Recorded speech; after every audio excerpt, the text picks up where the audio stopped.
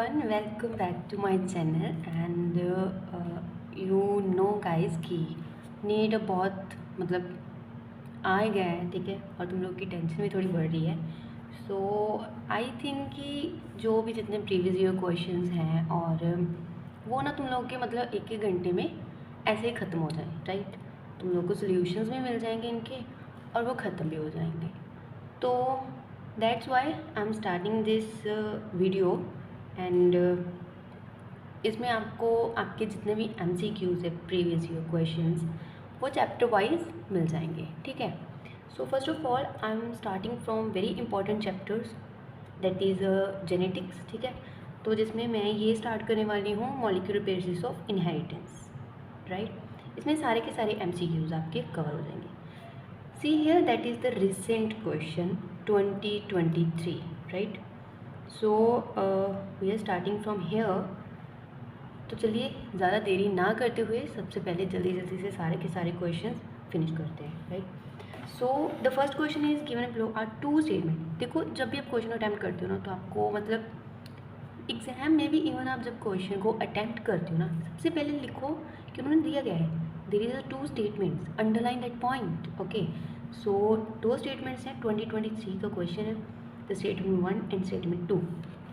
Statement पढ़नी है क्या है क्या नहीं। और मैं एक बात बता दूं कि आउट ऑफ NCERT कुछ भी नहीं आता है। सबसे ज़्यादा क्वेश्चंस जो हैं आपको NCERT से मिलेंगे। मतलब ऐसा कुछ होता है ना कि नहीं कुछ क्वेश्चंस आउट ऑफ आ रहे हैं, ऐसा कुछ नहीं है। लाइन बाय लाइन NCERT अच्छे से रीड करो, इवन क्वेश्चंस बनाने की कोशिश करो, वहीं से सब कुछ मिलेगा, ठीक है। सो the first question is below two statements given है 1 एंड 2। और उन्होंने यहाँ से पूछा क्या है, फर्स्ट ऑफ ऑल इनकरेक्ट पूछा है या करेक्ट पूछा है, that is the correct answer. उन्होंने पूछा कि इनमें से करेक्ट आंसर क्या है। तो स्टेटमेंट्स पढ़नी है अच्छे से। रिमेंबर दैट कि ये स्टेटमेंट वाइज क्वेश्चंस ना बड़े थोड़े कईयों को बहुत ज़्यादा टफ लगते हैं, बट हम टाइम ना वेस्ट करते हुए फटाफट से आंसर्स करते हैं और आपको सोल्यूशन जो है ना इनका प्रॉपर वेल सोल्यूशन आपको मिलेगा मेरे टेलीग्राम चैनल में, ठीक है। सो उसके लिए आपको टेलीग्राम चैनल ज्वाइन करना पड़ेगा, जो कि लिंक आपको डिस्क्रिप्शन में मिल जाएगा। So let's start it. The first question, इसका आंसर आएगा डी, ठीक है। अब यहाँ पे अगर मैं सारे क्वेश्चन के आंसर्स और सब कुछ बताने लगूँगी तो बहुत टाइम हो जाएगा। इससे बेटर है कि हम जो है ये जल्दी जल्दी से ख़त्म करते हैं, ठीक है।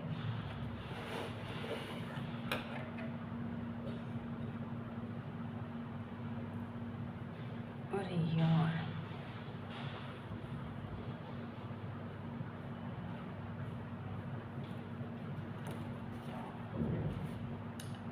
सो द क्वेश्चन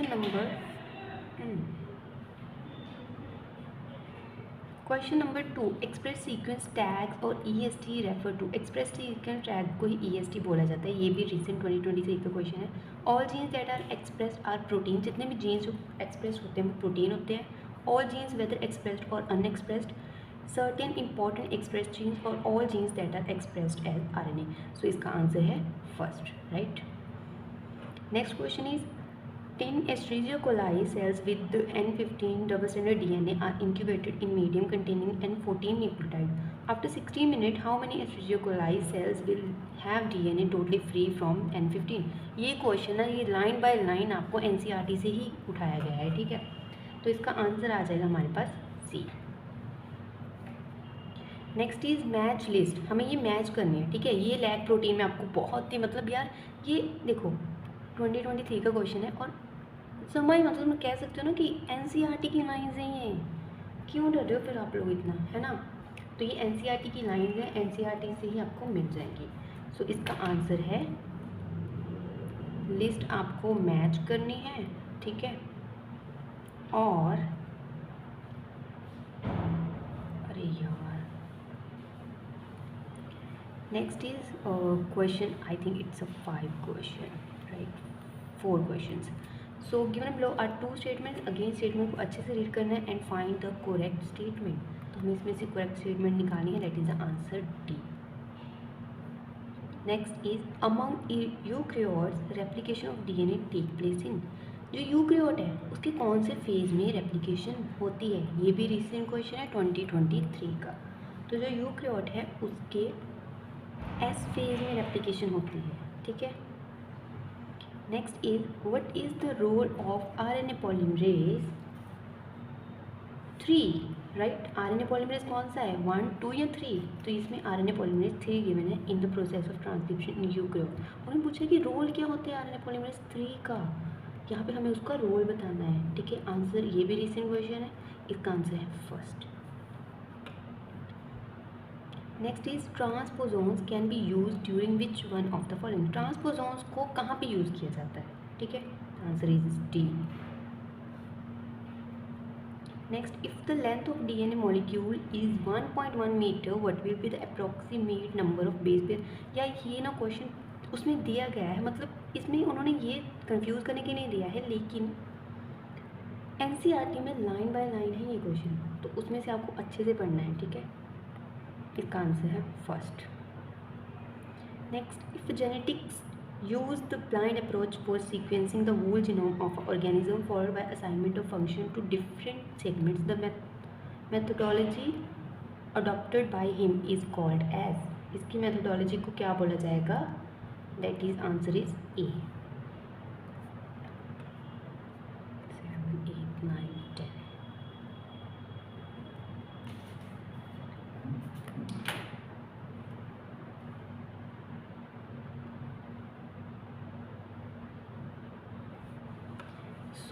ये हो गया हमारा 11th नंबर क्वेश्चन, ठीक है। कहते हैं the process of translation of mRNA to protein. अब सीक्वेंस क्या होती है आपको पता है, क्या होता है, डीएनए होता है, ठीक है, उससे बनता है हमारे पास प्रोटीन। उन्होंने कहा है mRNA टू प्रोटीन, डीएनए होता है, उससे बाद हमारा बनता है mRNA, देन हमारा बनता है क्या, प्रोटीन, ठीक है।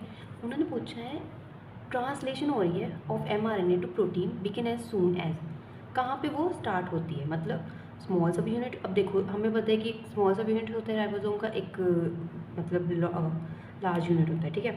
इनमें से किस पे जाके जो हमारी mRNA प्रोटीन है वो ट्रांसलेट होती है। द स्मॉल सब unit of ribosome encounter mRNA, the larger सब unit of ribosome encounter mRNA।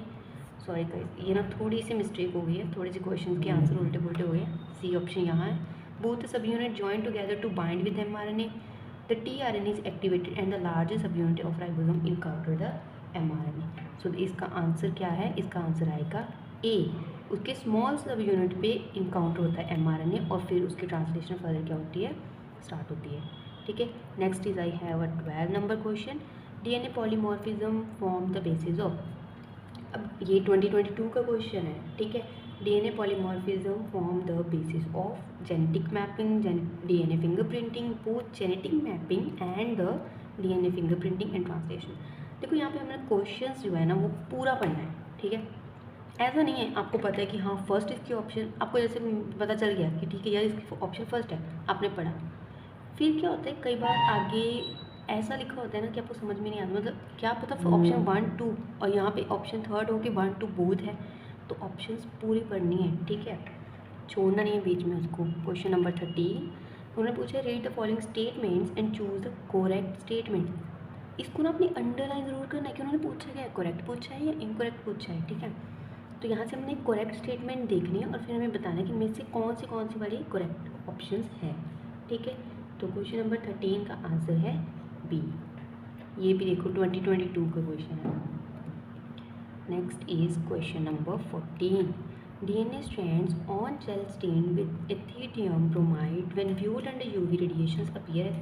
कौन से कलर की हमें वो DNA स्ट्रैंड जो है वो दिखते हैं जब हम उसे एथिडियम ब्रोमाइड में डालते हैं, स्टेन करते हैं उसके साथ, देन हम उसे UV रेडिएशन में क्या करते हैं, देखते हैं। तो इसका आंसर कौन सा, yellow, dark red, bright blue या फिर ब्राइट ऑरेंज बैंड। बिल्कुल ऑरेंज बैंड, अच्छे से पढ़ना ही एनसीईआरटी की लाइन है, यहाँ पे ऑरेंज बैंड आते हैं, ठीक है।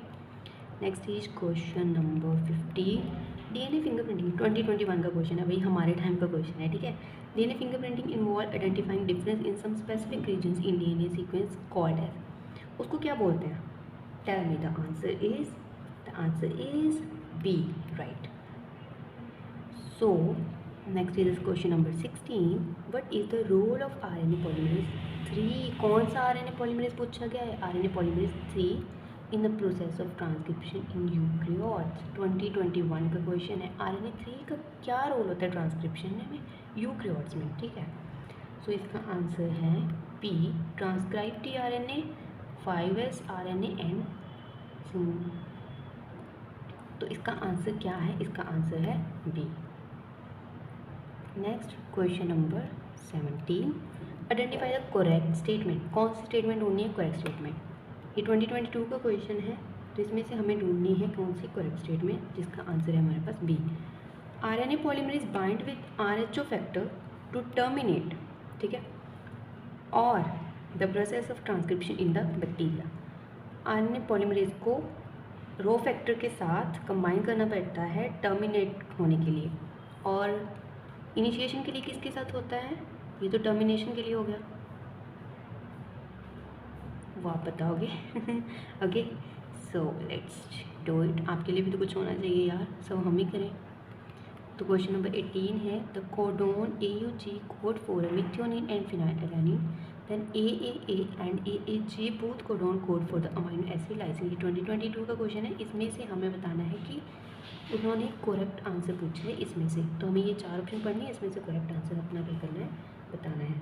तो इसका ऑप्शन है D, statement 1 is false but statement 2 is true, right.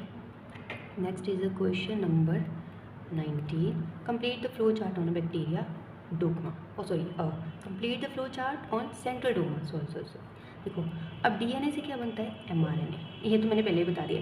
और जब हम DNA से mRNA बनता है तो क्या होता है? रेप्लिकेशन, ठीक है। और जब mRNA से, देखो यहाँ पे उन्होंने बोला गया है, यहाँ पे क्या बोला गया है, वेट अ मिनट, यहाँ पे उन्होंने बोला गया है कि पहले DNA से क्या बना? DNA, मतलब यहाँ पे रेप्लिकेशन हुई, ठीक है। अब रेप्लिकेशन दोनों किस में है? इसमें तो रेप्लिकेशन नहीं है, तो ये ऑप्शन तो कट हो जाएगी। इसमें भी रेप्लिकेशन है और ये इसमें भी रेप्लिकेशन नहीं है, तो ये ऑप्शन है। अब हमारे पास बची कितनी? 2 ऑप्शन। DNA से DNA बना, DNA से बना mRNA, that is the transcription. यहाँ पे रेप्लिकेशन है, ये तो पहले कट होगी, इसमें भी ट्रांसक्रिप्शन है, तो मतलब ये तो दोनों ऑप्शन सही जा रही हैं। अब जो सी स्टेटमेंट है वो है ट्रांसलेशन, यहाँ ट्रांसडक्शन आ गई, ये ऑप्शन भी कट होगी, बची हमारे पास only two only C option, ठीक है, जिसमें लास्ट में हमारे पास यहाँ पे क्या बन जाएगा? प्रोटीन बन जाएगा। ओके, तो ऐसे क्वेश्चंस को क्या करना है? अटेम्प्ट करना है, ठीक है। अब बच गया 20 question. If adenine make 30% of the DNA molecule, what will be the percentage of thiamine, guanine and cytosine in it? अगर एडेनिन 30% ही आ रहा है तो जो percentage thiamine, guanine and cytosine की है वो कितने बनाएंगे? अब देखो भाई, ये तो रूल मतलब NCERT में गिवन है। अगर कोई कह रहा है ना कि ऐसे क्वेश्चन सॉल्व नहीं होते, तो ये तो आपकी गलती, आप NCERT ही अच्छे से नहीं पढ़ रहे हो, ठीक है। ये NCERT में प्रॉपर रेशियो दिया गया है कि कौन कितना हो सकता है। सो 20 क्वेश्चन का आंसर आ जाएगा D. Next is 21 question, which of the following RNAs is not required for synthesis of protein. कौन से RNA जो है वो रिक्वायर्ड नहीं होता सिंथेसिस ऑफ प्रोटीन? देखो भाई, mRNA तो चाहिए, ठीक है, tRNA भी चाहिए, और यहाँ पे हमें RNA भी चाहिए, तो ऑप्शन बचा डी। ये प्रोटीन की सिंथेसिस में कोई हेल्प नहीं करता, ठीक है। वैसे ये लिखा गया है उसमें, मतलब NCERT में लिखा गया है, मतलब ये नहीं लिखा कि वो प्रोटीन की सिंथेसिस में हेल्प करता है। अब क्वेश्चन आ गया 22।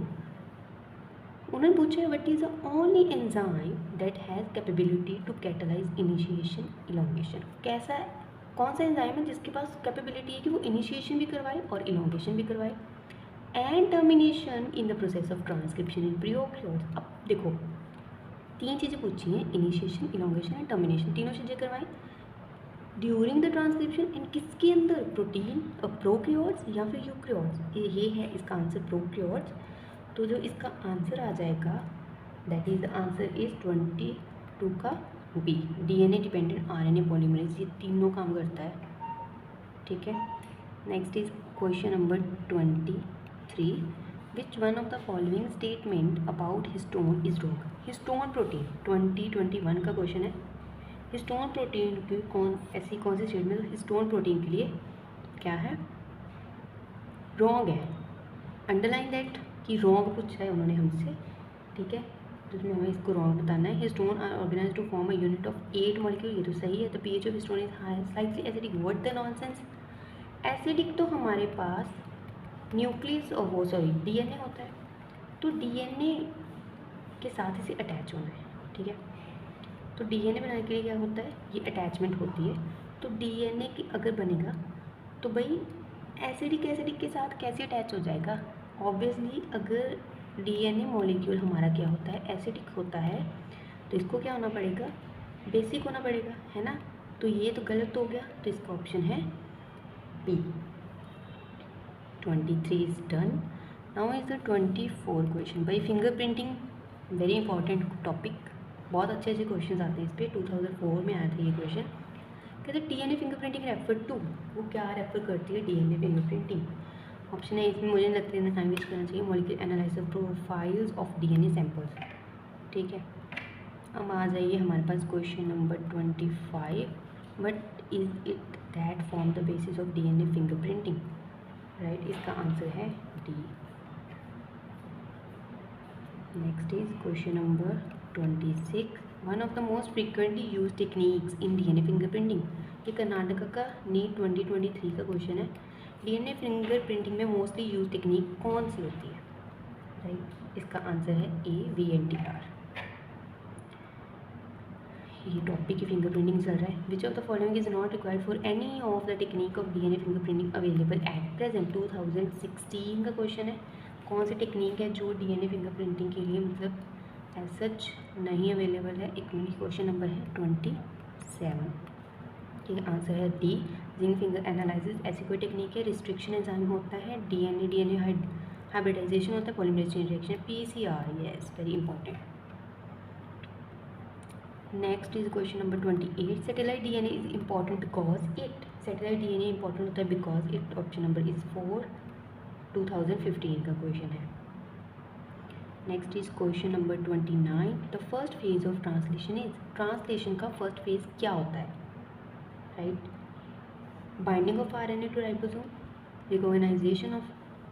देखो सबसे पहले तो भाई जो RNA है उसको एक्टिवेट भी तो होना होता है, ठीक है।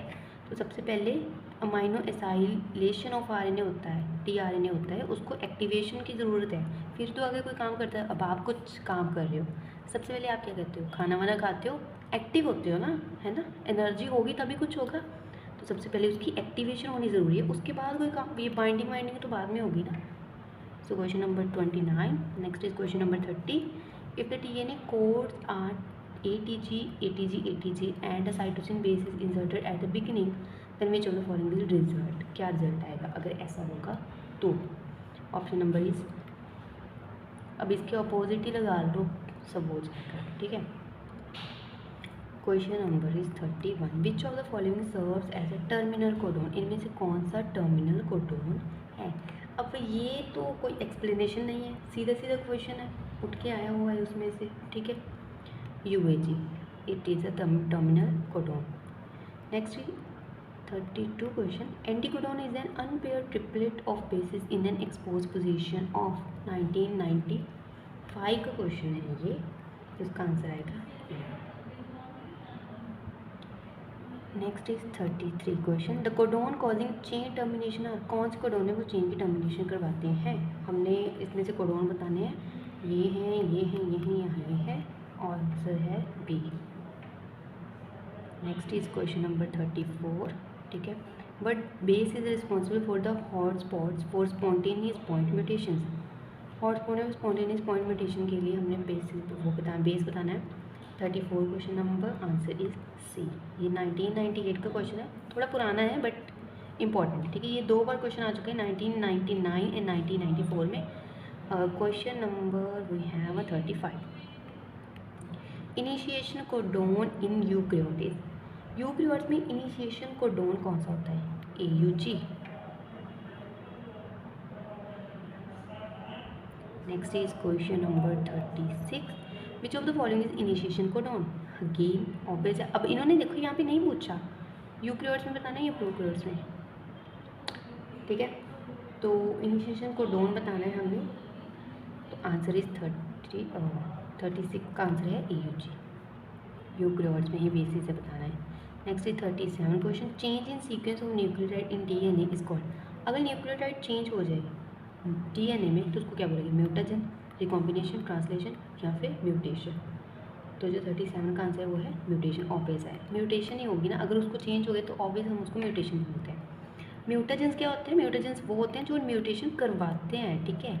और म्यूटेशन जब हो जाती है उस प्रोसेस को, उसको बोल देते हैं म्यूटेशन, और म्यूटेजन जो म्यूटेशन करवाते हैं। इसमें कंफ्यूज नहीं होता, जो जन वाली चीज़ है ना वो म्यूटेशन करवाने वाले हैं, जो भी करवाते हैं उनको म्यूटेजन बोलते हैं, ठीक है। और 38 का क्वेश्चन है हमारे पास, out of 64 codon 61 codon code for 20 type of amino acid it is called. जो 20 वो करवाते हैं उनको क्या बोलते हैं? Universality of codon, wobbling of codon, overlapping of gene, degeneracy of genetic codon. क्या बोलते हैं हम उसको? Tell me the answer. तो उसको बोलते हैं dependency, degeneracy of genetic code, right, degeneracy of genetic code. Question number 39, select the 2 correct statement out of the 4 statement given below about lac operon.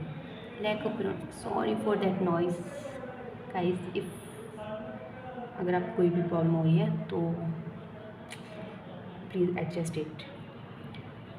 39 का जो आंसर है हमने इनमें से करेक्ट स्टेटमेंट्स बतानी है, कौन कौन सी करेक्ट स्टेटमेंट लैक ओपरेन में। अब छोटा सा टॉपिक है, अच्छे से पढ़ोगे ना तो बहुत अच्छे से आपको रिवाइज हो जाएगा, उसमें ज़्यादा टेंशन लेने की ज़रूरत नहीं है, ठीक है। 39 का ऑप्शन है C. Next is 40, in an inducible operon the genes are. अगर जो ऑपरेन जो इंड्यूसिबल है उसके जीन्स क्या होते हैं? Usually not express unless single turns them on, usually express unless signal, sorry it's not single, signal turns them of, never express और always expressed. ये कर्नाटका का क्वेश्चन है, ठीक है, कर्नाटका में आया हुआ है, तो इसका आंसर है A, usually not express unless a signal turns them on. Next is question number 41, which enzyme will be produced in cell if there is a nonsense mutation in the lac Y gene. अगर lac Y gene में mutation होगी तो कौन सा जो enzyme है will be produced in cell if there is, जो नहीं प्रोड्यूस होगा, ठीक है। तो 41 का आंसर है B, beta galactosidase. Beta galactosidase जो है वो नहीं होगा। Question number 42, which of the following statement wrongly matched. कौन सी स्टेटमेंट जो wrongly matched? Transcription, writing information from DNA to tRNA, translation, using information in mRNA to make protein, ये तो सही है। Repressor protein bind to operator to stop enzyme synthesis, operant structure gene to operator and promoter. अब transcription क्या होता है? DNA to tRNA, tRNA, is that correct statement? कि यहाँ पे ये, अब देखो हम तो फटाफट से निकल जाते हैं ना कि ठीक है यार यहाँ पे तो RNA लिखा है, but note that it's not a tRNA। Here देखिए इन tRNA, क्या ये tRNA है? नो, DNA से क्या बनता है? RR, ये tRNA बनाता है क्या ट्रांसक्रिप्शन में? No, that statement is a wrong statement. तो इसका आंसर जो है ना, देखो अब यहाँ पे ना एक गड़बड़ है, वो आपको मैं सोल्यूशन में बताऊँगी क्या गड़बड़ है। इसका आंसर ए भी बनता है और इसका आंसर डी भी बनता है, ठीक है। ऑपरेन स्ट्रक्चरल जीन होता है, ऑपरेटर एंड प्रमोटर। तो ये मैं आपको ना सोल्यूशन जब दूंगी ना टेलीग्राम चैनल में, तो उस टाइम मैं आपको बताऊंगी इसकी प्रॉब्लम ये क्यों है, ठीक है। सो आपको दिख तो रहा है ना अच्छे से, okay. So next is question number 43, gene regulation governing lactose operon of Escherichia coli that involve the lac one gene product is. इसमें से आपने ये 2015 का क्वेश्चन है तो ये cancer question, but may be it is repeated again. So ये important है कि आपको पता होना चाहिए, ठीक है। सो जो 53 नंबर क्वेश्चन है ये आपका आंसर है D. Next is 54 number question, which of the following is require as a inducer for the expression of lac operon. Inducer की तरह कौन काम करता है? Lactose, lactose and galactose, glucose and galactose. Glucose तो बिल्कुल भी नहीं हो सकता यार, ग्लूकोज तो उसको इनहिबिट कर देता है, ग्लूकोज नहीं होता, ठीक है। ये ना आप आगे आके पढ़ोगे, अभी आपकी ज़रूरत का नहीं है। If you want I will give that also कि ग्लूकोज क्या करता है, ठीक है। सो इसका आंसर जो है that is lactose. Very simple question कि लैक्टोज ही होता है जो इंड्यूसर की तरह काम करता है। नेक्स्ट इज 40, ये क्या हो गया, और सॉरी ये भी थोड़ी सी मिस्टेक है, ऊपर नीचे हो जाते हैं क्वेश्चन। 45 नंबर क्वेश्चन है, ठीक है। So all of the following are part of operon except. Operon के कौन कौन से पार्ट हैं ये उन्होंने बताया है कि नीचे दिए गए पार्ट्स जो है ऑपेरॉन के हैं, बट इनमें से ऐसा कौन सा है जो उसका नहीं है। 2018 का क्वेश्चन है, इसका आंसर यहाँ से बताना है हमें, ठीक है। So an operator, structural genes, an enhancer and promoter. अब देखो स्ट्रक्चरल जीन्स तो होते हैं, ठीक है, ऑपरेटर भी होता है, प्रोमोटर भी होता है, तो इसका आंसर कौन सा है फिर? सी, इन्हेंसर नहीं होता, ठीक है। Next is question number 46, select the correct match. इसमें से हमने करेक्ट मैच ढूंढना है, कौन सा करेक्ट है, ठीक है। 2018 का क्वेश्चन है ये, तो इसमें जो करेक्ट मैच है वो है डी। जैकोब एंड फ्रेंकोप और जैकोब, इन्होंने मतलब मोनोद एंड जैकोब ने ये लेकोपेरन का जो कंसेप्ट था वो दिया था, ठीक है। 47 question number is match the following genes of the lac operon with their respective products. इनमें से हमने बताना है और जीन मैच करने हैं, कौन कौन क्या बनाता है।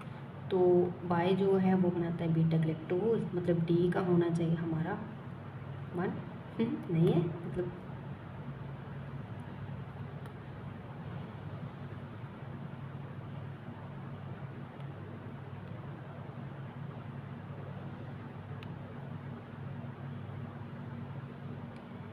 सो नेक्स्ट है क्वेश्चन नंबर 47, ठीक है। 47 क्वेश्चन नंबर का आंसर बताना है हमने।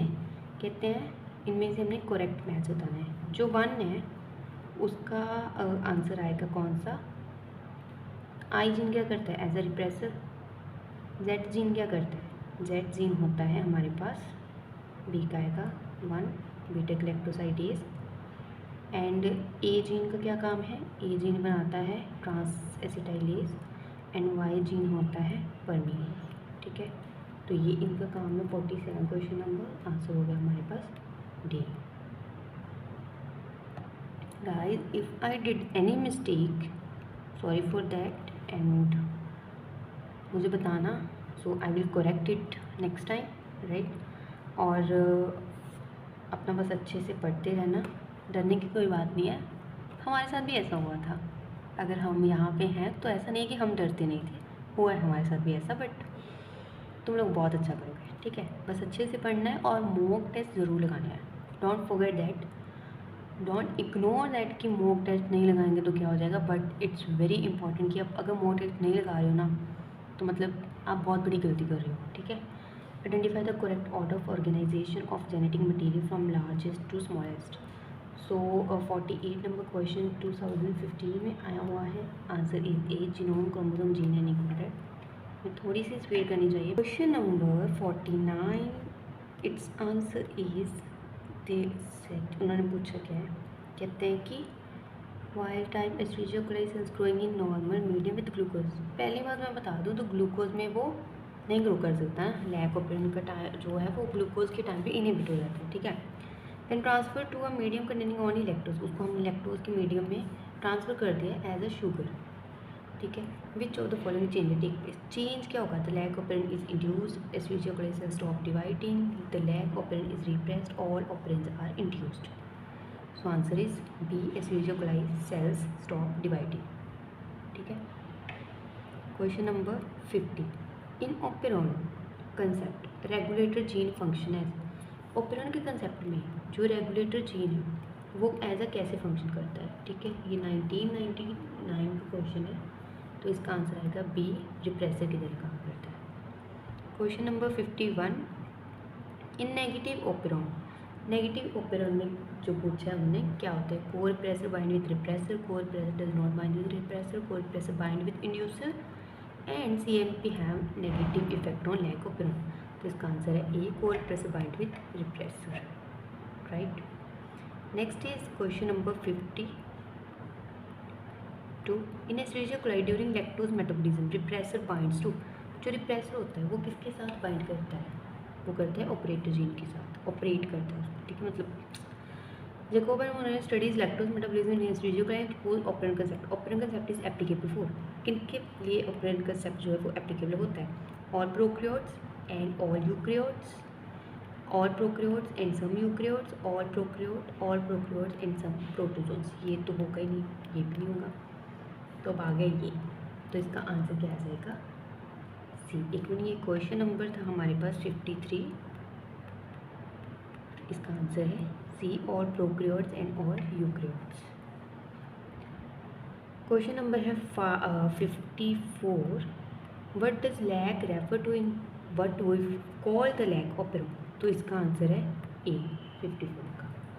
ठीक है, next is 55, Escherichia coli cells with mutated Z gene of the lac of Peron cannot grow in medium containing only lactose as the source of energy because the lac of Peron is constitutively active in these cells. They cannot synthesize functionally beta-galactosidase.